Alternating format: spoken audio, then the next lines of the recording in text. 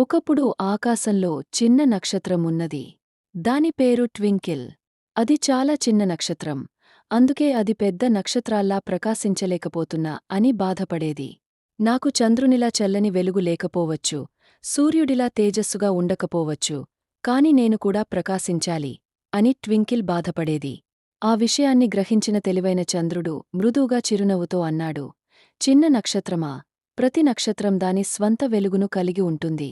నీ వెలుగు చిన్నదైనా అది ప్రత్యేకమైనదే. కాని ట్వింకిల్ ఇంకా ఎక్కువ ప్రకాశించాలనే ఆశ కలిగి ఉండేది. అలా అని సూర్యుని వద్దకు వెళ్లి సలహా అడిగింది. సూర్యుడు స్నేహపూర్వకంగా, నిజమైన వెలుగు మన లోపలే ఉంటుంది. నువ్వు నిన్ను నమ్మి ప్రకాశించు, అప్పుడు నీ విలువ తెలుస్తుంది అని చెప్పాడు. ఒక రాత్రి ట్వింకిల్ భూమిని చూస్తూ ఉండగా ఒక చిన్నారి కిటికీ దగ్గర బాధగా కూర్చొని ఉన్నాడు. ఆ బాలుడు పైన చూసి చిన్న నక్షత్రాన్ని గమనించి, చూడండి, ఆ చిన్న నక్షత్రం నాకోసం ప్రకాశిస్తోంది అని ఆనందించాడు. ఆ అబ్బాయి చిన్న నక్షత్రాన్ని చూసి సంతోషంగా నిద్రపోయాడు. ట్వింకిల్ అర్థం చేసుకుంది, తాను పెద్దగా లేకపోయినా, మెరిసే కాంతి తక్కువగా ఉన్నా, ఎవరో ఒకరికైనా ఆనందాన్ని అందించగలను అని అనుకుంది.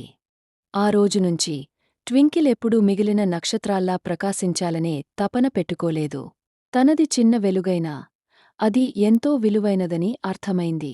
మనం ఎంత పెద్దవాళ్లమో కాదు, మనం ఎవరికైనా ఉపయోగపడేలా ఎలా ఉంటామన్నదే ముఖ్యమైనది అని చెప్పుకుంటూ ఆ నక్షత్రం సంతోషంగా మెరుసుకుంటూ ఉండిపోయింది. ఈ కథ నీతి: మన లెక్క సైజులో లేదు, మన మంచితనంలో ఉంది. మనం మనలా ఉంటే నిజమైన ప్రకాశాన్ని పొందుతాం.